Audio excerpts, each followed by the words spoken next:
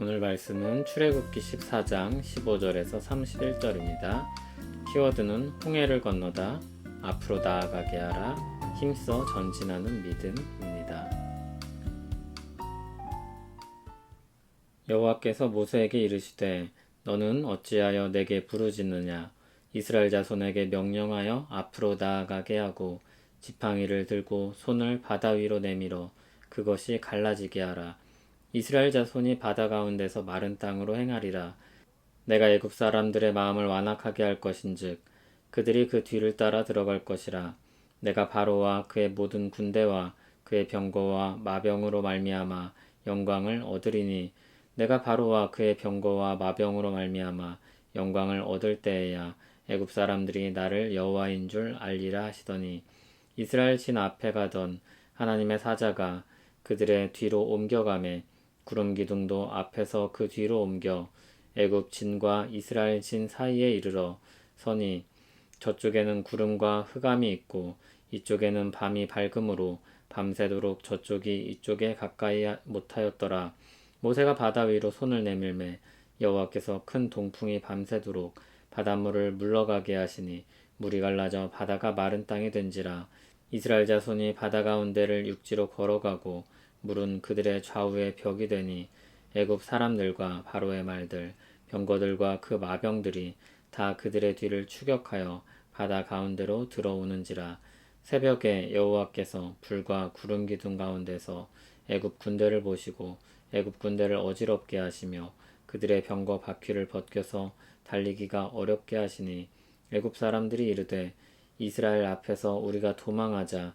여호와가 그들을 위하여 싸워 애굽 사람들을 치는도다. 여호와께서 모세에게 이르시되 내 손을 바다 위로 내밀어 물이 애굽 사람들과 그들의 병거들과 마병들 위에 다시 흐르게 하라 하시니 모세가 곧 손을 바다 위로 내밀매 새벽이 되어 바다의 힘이 회복된지라. 애굽 사람들이 물을 거슬러 도망하나 여호와께서 애굽 사람들을 바다 가운데 엎으시니 물이 다시 흘러 병거들과 기병들을 덮되 그들의 뒤를 따라 바다에 들어간 바로의 군대를 다 덮으니 하나도 남지 아니하였더라. 그러나 이스라엘 자손은 바다 가운데를 육지로 행하였고 물이 좌우의 벽이 되었더라. 그날에 여호와께서 이같이 이스라엘을 애굽 사람의 손에서 구원하심에 이스라엘이 바닷가에서 애굽 사람들이 죽어있는 것을 보았더라. 이스라엘이 여호와께서 애굽 사람들에게 행하신 그 큰 능력을 보았으므로 백성이 여호와를 경외하며 여호와와 그의 종 모세를 믿었더라. 아멘. 이스라엘 백성들이 자신을 뒤쫓는 바로의 군대를 보고 두려워했습니다. 하나님께 부르짖었습니다. 기도를 한 것이 아닙니다. 하나님께 두려움에 사로잡혀 불평한 것입니다. 하나님께서 그런 그들에게 대답하십니다. 이스라엘에게 명령하여 앞으로 나아가게 하라고 모세에게 말씀하셨습니다. 그리고 모세가 해야 할 일이 있었습니다. 지팡이를 들고 바다 위로 손을 내밀어 바다를 갈라지게 하는 것입니다. 그때 이스라엘이 마른 땅을 건너게 될 것입니다. 애굽 사람은 완악한 마음으로 그들의 뒤를 여전히 쫓을 것입니다. 그러나 애굽을 통해서 하나님께서 영광받게 될 것이라 말씀합니다.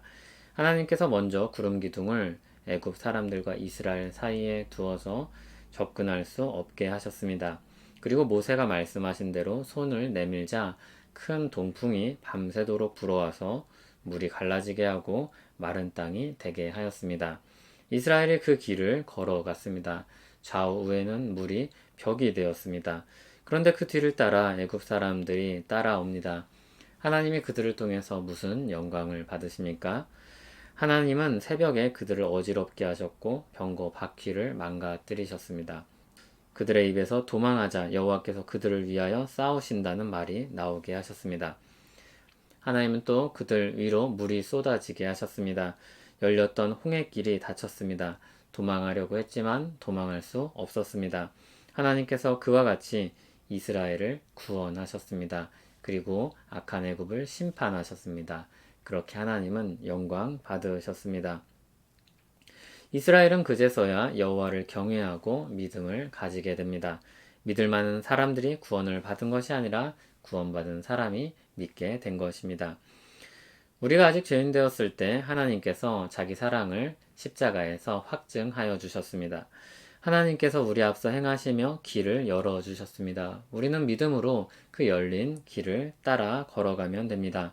하나님은 모세를 통해 이스라엘 백성들에게 말씀하셨습니다. 어찌하여 내게 부르짖느냐? 이스라엘 자손에게 명령하여 앞으로 나아가게 하라.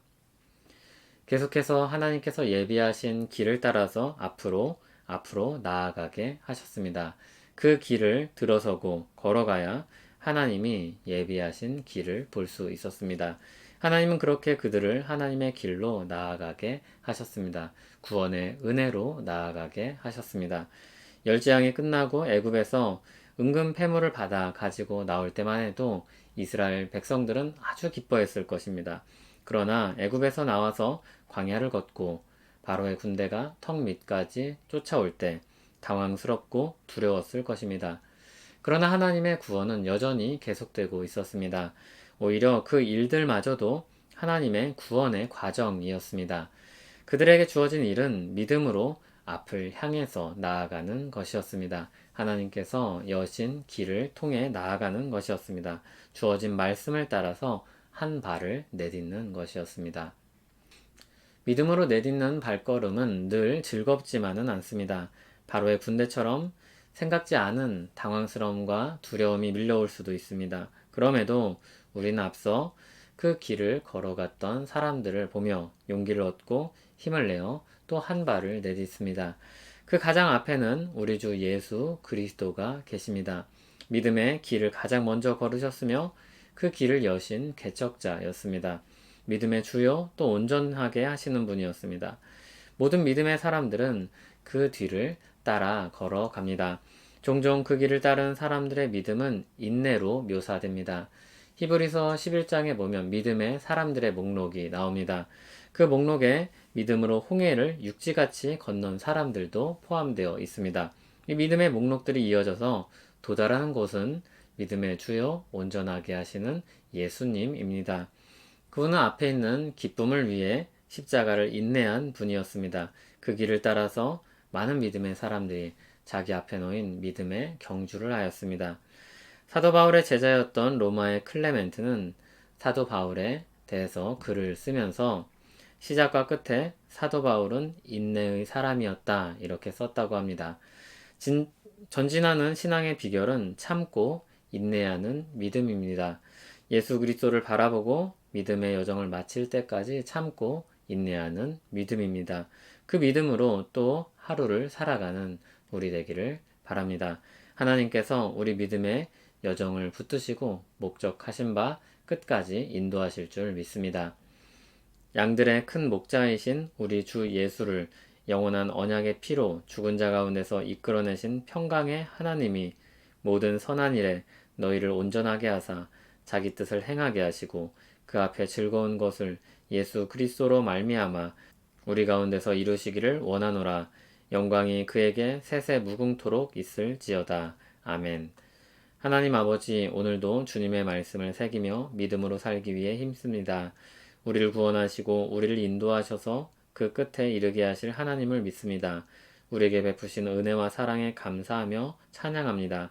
예수 그리스도 안에서 우리가 믿음의 여정을 감격스럽게 마칠 것을 기대하고 바라봅니다. 앞서가신 주를 따라 살기 원합니다. 오늘도 붙들어 주시옵소서.